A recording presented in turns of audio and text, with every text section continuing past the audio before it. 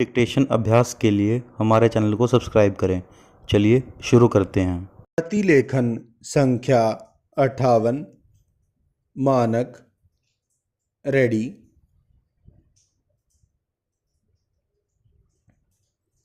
Start. महोदय गांधी जी जिस समाज का सवपन देखते थे, शायद उस ओर हम नहीं जा रहे हैं। पूर्ण विराम। विनोबा जी के आंदोलन से कुछ कुछ लगता है कि हम भी उस ओर जा सकते हैं, पर और जितनी चीज़ें हमारे देश में हो रही हैं वे विपरीत देखने में आ रही हैं और हम उनकी ओर ही जा रहे हैं। पूर्ण विराम। मैं तो यही चाहूँगा कि आप इन सब चीज़ों को भली प्रकार से देखें और समझें। पूर्ण विराम। सब चीज़ों पर विचार करने का गांधी जी का अपना एक उद्देश्य था।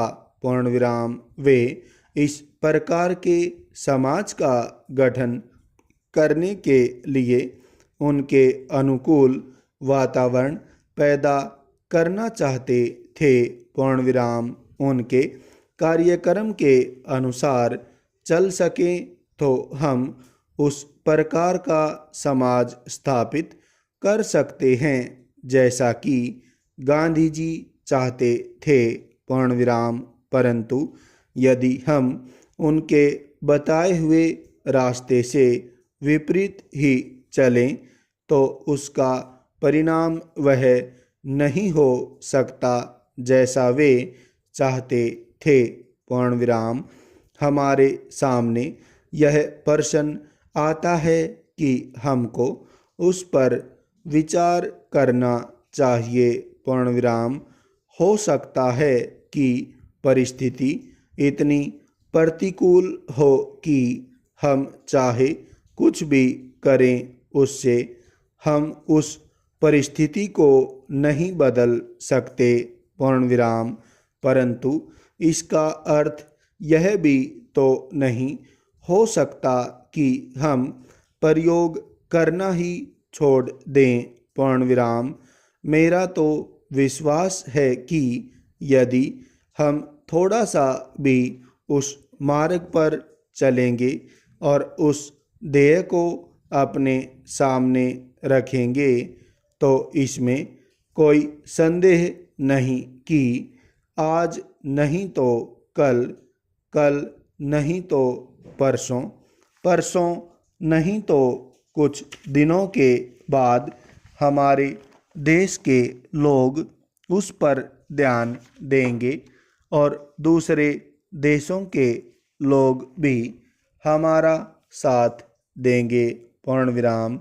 इसलिए जो गांधी जी की विचारधारा के मानने वाले हैं उनसे जब मेरी बातें होती हैं तो मैं उनसे यही कहता हूँ कि प्रतिकूल परिस्थिति भी कभी न कभी उनके अनुकूल ही हो जाएगी। पूर्ण विराम।